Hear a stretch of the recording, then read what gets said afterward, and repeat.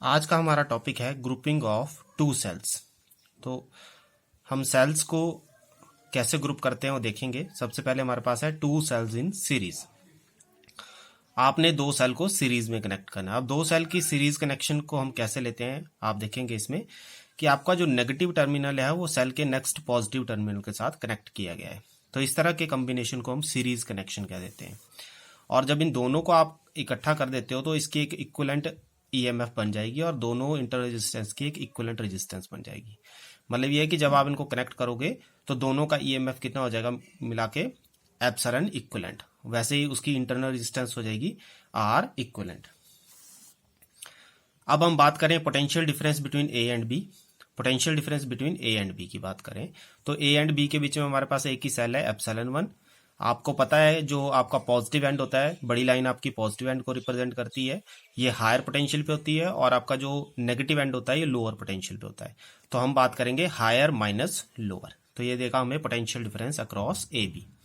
अब ये कितना होगा, ये होगा epsilon 1 minus I R 1। Series connection है इसलिए करंट सेम रहेगा, इसलिए हमने इसको आई लिया है ना कि आई 1। और आपने ये रिलेशन पहले भी पढ़ा हुआ है ईएमएफ का। पोटेंशियल डिफरेंस किसके बराबर होता है, epsilon minus potential drop across internal resistance, जिसको IR1 कह देते हो। ठीक है। इसी तरह हम बी और सी की बात करें, बी और सी इसके बीच में आपका कौन सा सेल आ रहा है, एप्सिलॉन 2। तो इसके अक्रॉस आपका पोटेंशियल डिफरेंस होगा VBC, जिसको हम लिख सकते हैं VB minus VC। Why VB, क्योंकि B आपका हायर पोटेंशियल पे है और C आपका लोअर पोटेंशियल पे है। ठीक है। तो VB माइनस VC, इसको भी हम लिखेंगे एप्सिलॉन 2 माइनस IR2। अब पोटेंशियल डिफरेंस अगर हम बात करें ए एंड सी इक्विवेलेंट की बात करें, अगर हम ए एंड सी के अक्रॉस कैसे आएगा पोटेंशियल डिफरेंस, तो आएगा VA माइनस VC। VA कितना हो गया, हायर पोटेंशियल, और ये हो गया लोअर पोटेंशियल। तो ये कितना होगा, इसमें अगर हम VB को ऐड माइनस कर दें और VB को ही ऐड कर दें तो मैथमेटिक्स कहता है इससे कोई इसमें चेंज नहीं आना चाहिए। What is VA minus VB, ये आ गया आपका epsilon 1 minus IR1। What is VB minus VC, ये आ जाएगा एप्सिलॉन 2 माइनस IR2। तो एप्सिलॉन 1 प्लस एप्सिलॉन 2 आ गया माइनस R1 प्लस R2। इसके बाद हम इक्विवेलेंट कॉम्बिनेशन के साथ इसको अगर रिप्लेस करते हैं तो व्हाट इज VAC। अगर आप इसको इस डायग्राम को देख के बोलते हैं तो ये होता epsilon equivalent minus IR equivalent. ठीक है। और याद रखना है कि आपका करंट की डायरेक्शन कैसी होगी, ये पॉजिटिव एंड से क्या निकलता है करंट बाहर, और नेगेटिव एंड से कहाँ निकलता है अंदर। तो ये I आपका यहां से करंट की डायरेक्शन देगा। ठीक है। तो ये I की डायरेक्शन है आपकी, इसमें हम पुट करेंगे epsilon equivalent minus IR equivalent. तो I तो दोनों केसेस में सेम ही रहेगा। कंपेयर करते हैं अगर ऊपर वाली इक्वेशन से जो भी आपने बनाई है इसके साथ, ये वाली इक्वेशन के साथ, तो आपके पास एप्सिलॉन इक्विवेलेंट कितना आ जाएगा, epsilon 1 plus epsilon 2। R equivalent कितना आ जाएगा, R1 प्लस R2। तो इस तरह से हम कहते हैं कि सीरीज कॉम्बिनेशन में आपका जो एप्सिलॉन जो टू सेल की कॉम्बिनेशन है वो है एप्सिलॉन 1 प्लस एप्सिलॉन 2, और R इक्विवेलेंट कैसे आएगा, R1 plus R2।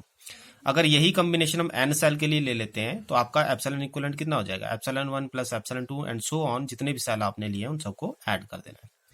R equivalent भी वैसे ही आएगा R1 प्लस R2, और जितने भी सेल आपने लिए उन सबकी इंटरनल रेजिस्टेंस को आपने ऐड कर देना है। तो ये हुआ सीरीज कॉम्बिनेशन। अब हम बात करते हैं पैरेलल कॉम्बिनेशन की।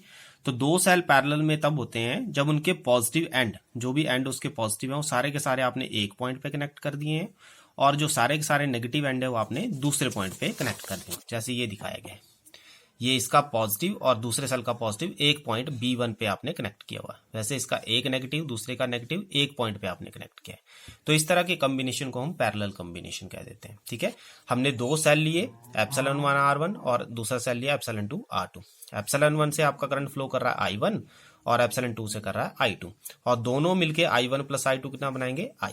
तो आपका यहां से करंट कितना जाएगा, I, जो किसके बराबर होगा, I1 प्लस I2 के। और हमें पता है पैरेलल कॉम्बिनेशन में क्या सेम रहता है, पैरेलल कॉम्बिनेशन में आपका पोटेंशियल सेम रहता है। ठीक है।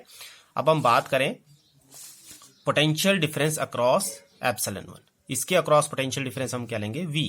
क्यों लिया V1 क्यों नहीं लिया, क्योंकि दोनों केस में पोटेंशियल कैसा रहेगा आपका, सेम। तो VB1 माइनस VB2, यहां से और यहां से माइनस करना है पोटेंशियल आपने।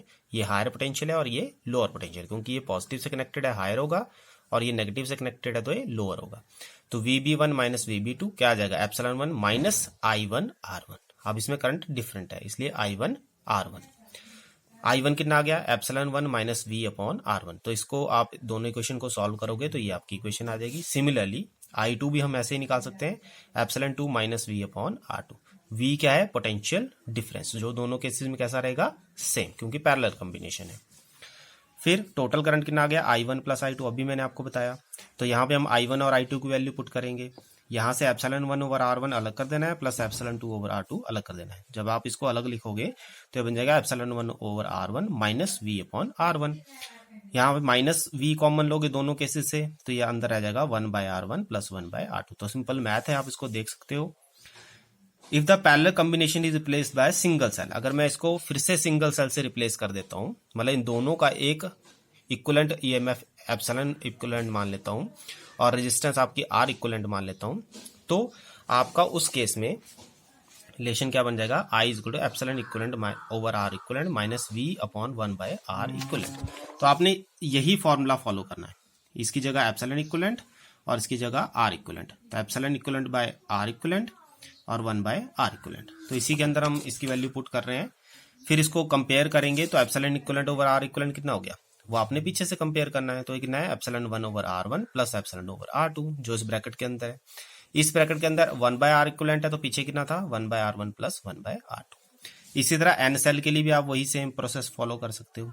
तो इस तरह से हम पैरेलल और सीरीज कॉम्बिनेशन में क्या कर सकते हैं, ईएमएफ को कैलकुलेट कर सकते हैं, ठीक है, या सेल्स की हम टोटल ईएमएफ और टोटल इंटरनल रेजिस्टेंस कैलकुलेट कर सकते हैं।